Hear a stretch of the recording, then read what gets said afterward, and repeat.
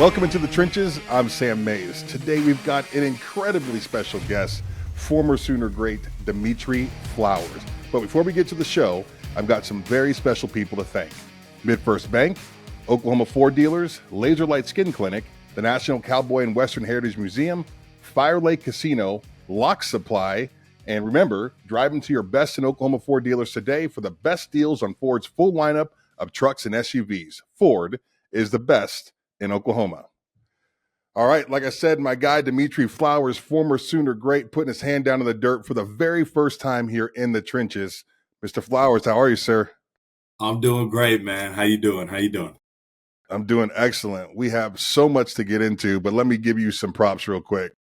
I love players that are versatile. I love players that will do what it takes for their team. I love players that don't know how to say no. And when I covered you at the University of Oklahoma, you were all of those things. An incredible career. I just love watching you compete, watching you perform. I don't even remember who the opponent was, but I'm pretty sure you were the starting running back for a game at one point. I mean, you had this incredible career, man. Like, congratulations and with all the success. Well, first and foremost, thank you for that, man. It means a lot. That mentality comes from my dad. You know, my dad was a first-round draft pick. Obviously, my cousin, who was a safety at Oklahoma State, same time I was there. Football's kind of been in our family the entire time. And you know, especially you covering me, I wasn't the biggest, I wasn't the strongest, I wasn't the fastest, but I was willing to do anything. And, you know, that's kind of why I was able to be kept on the field I was useful in some of those aspects. But, my time at OU was a blast. All right, I've got to ask how your weekend was. You know, it was good. It was good up until about 6 o'clock on Saturday, 5:45. Man. It was, I had a smile on my face, you know? Yeah. Did you go to the game? I didn't. I watched it down here. In fact, the one game that I did go to as a fan was, 2021 Bedlam in Stillwater. Took a party bus up with a bunch of people. And obviously we lost, and Lincoln left a couple hours later. Oh, man. I figured I might sit this one out and hope nothing derails the program now. Right. Well, I mean, it was, as far as, I'll give Oklahoma State some credit. The atmosphere in Stillwater is second to none in all of the Big 12 in regards to game day. It was nuts from the time we got on campus to the time the game ended. You're talking 30, 40,000 people that tailgated. The stadium was as loud as I've ever heard it, and I've played in some pretty intense games in Boone Pickens Stadium, but I've never heard it sound anything like it did in that game. The atmosphere was everything that we wanted for the final Bedlam matchup, no doubt. Going into it, the Sooners are coming off a loss against Kansas. You figured that would have been the thing that got them refocused, dialed in, maybe limit some of the mistakes. And obviously, everybody wants to win this last one. I mean, what did you think, just as an offensive player? You know, for me, I'm sure you're like this also. The first, couple of series drives, I'm trying to evaluate what the game plan was. And I struggled. I really did to see what maybe that identity might have been for Oklahoma early in that game. What were your thoughts in that first quarter? Yeah, no, completely agree. You know, being a former player yourself, you know, those first kind of 10 to 15 plays are, you know, they're game plan plays. So, you know, you come out there and you execute what you've been working on all week. And I think that's kind of where OU has struggled as an offense, trying to find that identity. It looks like we're trying to force a couple different things, you know. It's almost like we're still trying to figure things out, but it's kind of too late to be figuring things out. Right. I know when Andrell went down, wide receiver 1, that really didn't realize how big it would affect us until now. I think it's becoming more evident. Trying to take some shots downfield, and you know, obviously I'm not in the locker room or the coach's office, so I don't know what the game plan is, but we can only talk about what we see. And I think that's just the struggle, is what is the identity at OU right now?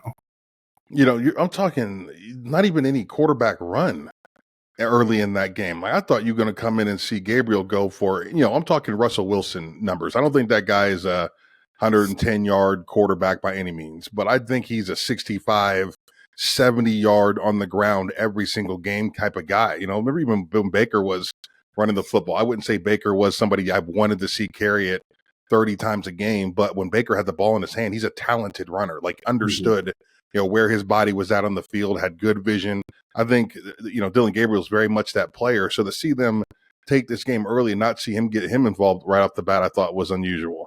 No, I agree with that. I would have loved to see a little more RPO, a little power pirate, little draw. Some of that action. Just put the defense in some uncomfortable positions. When you run these high tempo offenses, like Lincoln did or like Levy is now, that's the name of the game. You got to put the defense in uncomfortable positions, and that's how you make your reads and be successful. But since we didn't really kind of use that to our advantage Oklahoma State didn't really have to play QB run at all. It kind of makes the game a little bit easier for them.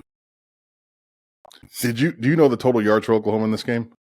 I don't. Are you ready for this? I'm getting ready to you're really going to love this. Is it going to hurt? No. Well, kind of. Maybe it was 492 yards.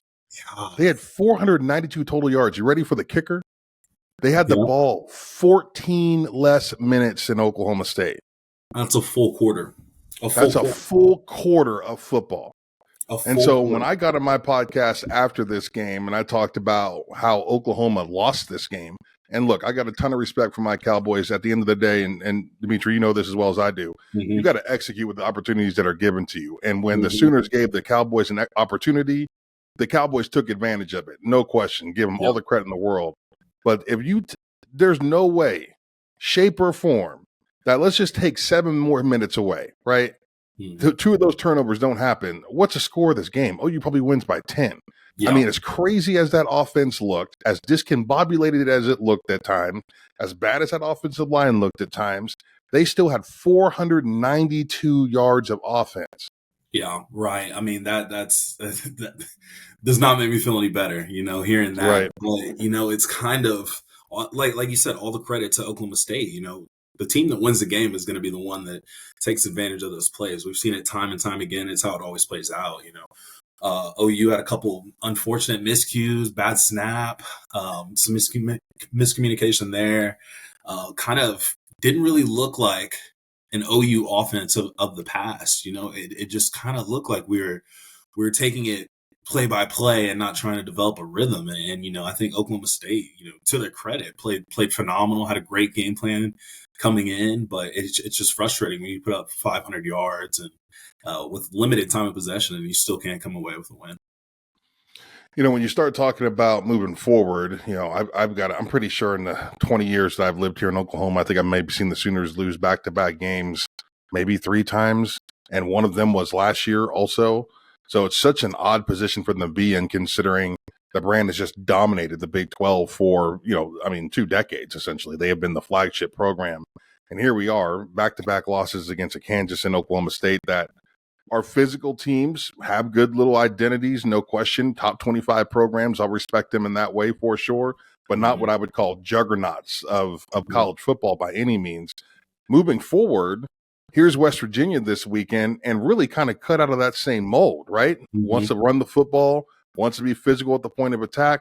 A defense just good enough, forces you to play a lot of football between the 20s. And here comes the Sooner team with this. What's that mentality like? What's that pulse in the locker room, considering here they are again, losing 2 games in a row? What do you think they're thinking at this point? Are you confident that they're going to be able to right the ship moving forward? Yeah, I think so. And it really all stems to, for me, is what that team and what that core went through last year, man. You just know, going 6-7, a lot of those guys in that locker room, a lot of the coaches, they see the social media stuff. They hear what the world's saying. I mean, it was embarrassing. You go 6-7 at OU. You talk about how we're this juggernaut program or juggernaut of a program and all that, but when you go 6-7, that's not really showing it. So, I think them going through that last year, they know what that feels like. They don't want to feel that again, especially back-to-back losses. Much like you, I thought coming off that loss against Kansas was going to be a key turnaround point. Ball didn't bounce our way a couple times. It wasn't. But I think after what we went through last year, we have the leadership. We have the head coach. We're trying to change that culture from where we were before.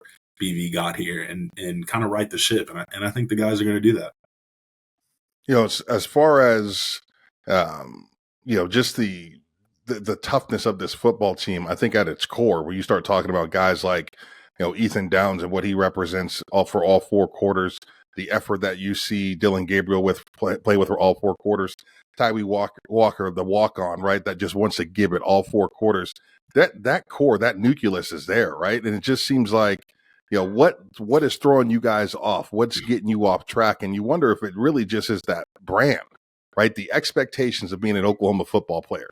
Something that I can honestly say in my entire career, I've never experienced taking the field thinking to myself, oh, we can't lose this game, right? This is something that we can't lose this game. Everybody expects us to win every single game. Do you feel like at times that the weight of the program for teams like this this team has improved from what they were a year ago, right? They're 100% better than what they were a year ago. That defense is back on track. As far as Venables and the steps that he's taken, God bless him. He's coaching the heck out of this team compared to what they were. But would you imagine that it's difficult being on a team like this, still wearing the brand that Baker wore or that Kyler wore? 100%. It's kind of that old saying. You have big footsteps to fill. You don't want to be the guy to mess up the tradition. You don't want to be a part of the team that didn't win another conference championship in a row. So I mean, there's always that pressure there, but there's 2 things. It's either pressure busts pipes or pressure builds diamonds. So which one's it going to be? And when you're at OU, we're full of diamonds and we got to keep it that way. So, I mean, yeah, back-to-back losses. We had a bunch of high hopes coming into the season, but at the end of the day, if you would have told us after a 6-7 season last year that we're sitting here 7-2, a couple crazy things happen, we can still compete for a Big 12 championship, I think a lot of fans would be satisfied with that. I think I would probably have to ask you about social media, the narrative around the referees after Bedlam. Yep. I forgot to put it on my sheet here. Then you mentioned social media. I was like, man, I better ask him about what he thinks about the refs. I already know your answer because you're a competitor and you're a football player, and the refs don't decide who wins games. I mean, there's a million places. Exactly. Yeah, right. Exactly. Well, we know it more than anything. But at the same time, 2 things can be true. Yeah, Oklahoma State played great, and they deserve that win. But if that call goes something different with Drake in the end zone, I think there's enough common sense in the world to know that the game might have played out differently. I 100% agree with you. Yeah. Wait, that's a tough call. I mean, the ref was staring right at it. I thought it was a flag immediately. All the replays I still see, man, it's kind of crazy, but one of those you just got to bite your tongue and try and move on. And beyond that, we still had opportunities to win. So, I mean, it's not like that was the end all be all. Right. It did suck, but, we just couldn't get it done, at the end of the game. Crazy to watch what unfolded on social media on both sides of this game over the next couple of days. You've got Oklahoma State coaches coming out with memes and videos of former OSU players, Trace Ford, taking a pretty big blow, kind of making light of that hit. And I thought that was classless and unprofessional and shocking considering the position that he is as a coach. You've got fans on OU side that had listed the names of all the referees in the game. Did you see this one?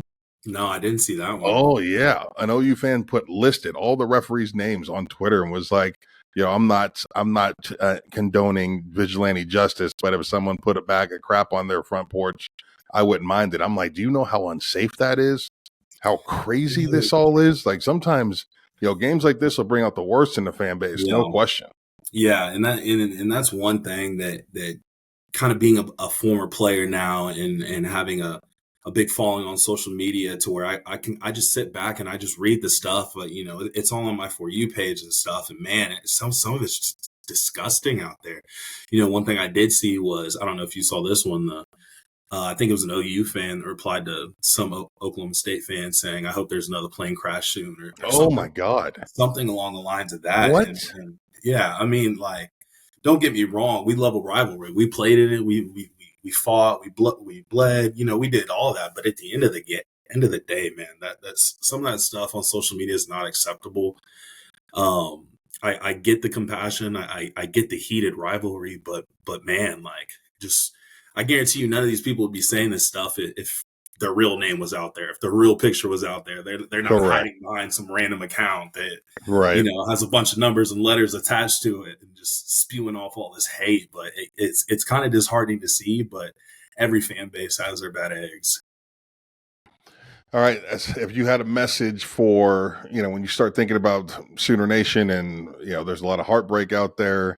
I know the way you look at this season is probably similar to the way I look at this season. I mean, at the end of the day, the South is calling, right? Mm-hmm. The SEC is calling. And this is your final year in a conference that will allow you to grow, to better yourself, within the frameworks of the actual season. Because next year, that's murderer's row, right? That schedule gets real and real quick. Thoughts on, what would you tell Sooner Nation as far as this season is concerned? Yeah, man. Only thing I'd say is just hop on. We need every single fan to be on board with the Oklahoma Sooners going into next season, because we touched on it. The SEC is no joke. We both played SEC teams. We know what that physicality is like. We know every aspect of what goes down over there, and we can't go in there with a fractured fan base, with a fractured team, with a fractured university. It's going to take every single piece in the puzzle for us to be successful, and that's what the fans want to see. And beyond that, that's what the players want to see.